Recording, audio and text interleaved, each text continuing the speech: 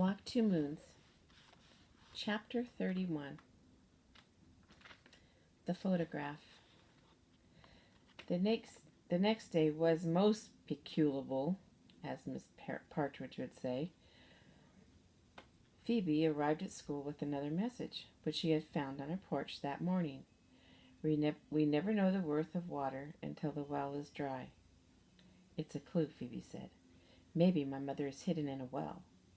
I walked straight into Ben, and when I went to my locker, that grapefruit aroma was in the air. You've got something on your face, he said. With soft, warm fingers, he rubbed the side of my face. It's probably your breakfast. I don't know what came over me. I was going to kiss him. I leaned forward just as he turned around and slammed the door of his locker. My lips ended up pressing against the cold metal locker. You're weird, Sal, he said. Kissing was thumpingly complicated. Both people had to be in the same place at the same time, and both people had to remain still so that the kiss ended up in the right place. But I was relieved that my lips ended up on the cold metal locker. I could not imagine what had come over me, or what might have happened if the kiss had landed on Ben's mouth. It was a shivery thing to do. It was a shivery thing to consider. I made it through the rest of my classes without losing control of my lips. Mr. Berkway sailed into class carrying our journals. I had forgotten all about them. He was leaping all over the place, exclaiming, "Dynamite! Unbelievable! Incredible!" He said he couldn't wait to share the journals with the class. Mary Lou Finney said, "Share with the class!" Mr. Berkway said, "Not to worry. Everyone has something magnificent to say. I haven't read through every page yet. But I wanted to share some of these passages with you right away." People were squirming all over the room. I was trying to remember what I had written. Mary Lou leaned over to me and said, "Well, I'm not worried.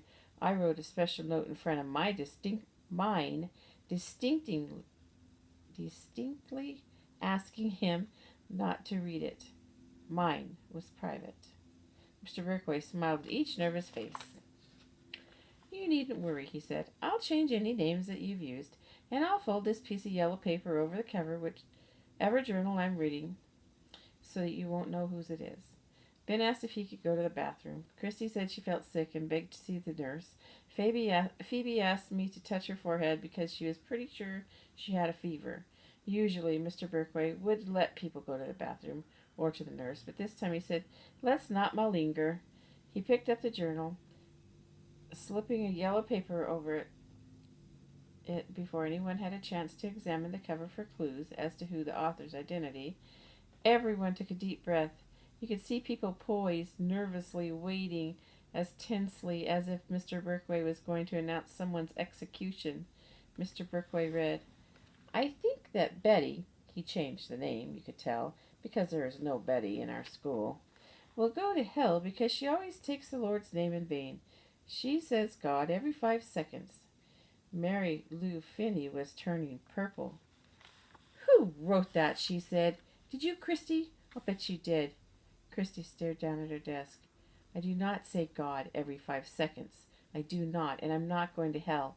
Omnipotent, that's what I say now. I say omnipotent and Alpha and Omega."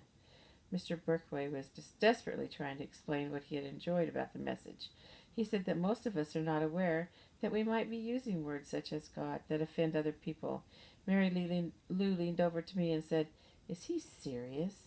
Does he actually, really, and truly believe that beef-brained Christy is troubled by my saying God? Which I do not, by the way, say any more, anyway." Christy wore a pious look, as if God himself had just come down from heaven to sit on her desk. Mr. Berkway quickly selected another journal. He read, "Linda," there was no Linda in our class either, "is my best friend.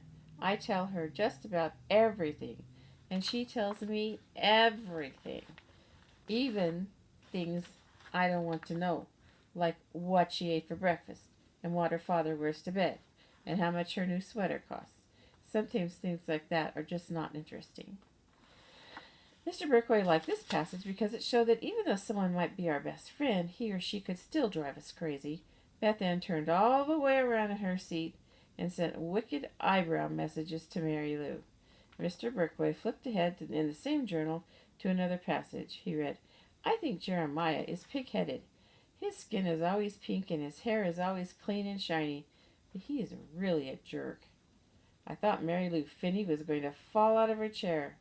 Alex was bright, bright pink. He looked at Mary Lou as if she had recently plunged a red-hot stake into his heart. Mary Lou said, No, it isn't what you think. Mr. Berkway liked this passage because it showed conflicting feelings about someone. I'll say it does, Alex said. The bell rang. First you could hear sighs of relief from people whose journals had not been read, and then people started talking a mile a minute. Hey, Mary Lou, look at Alex's pink skin. Hey, Mary Lou, what does Beth Ann's father wear to bed?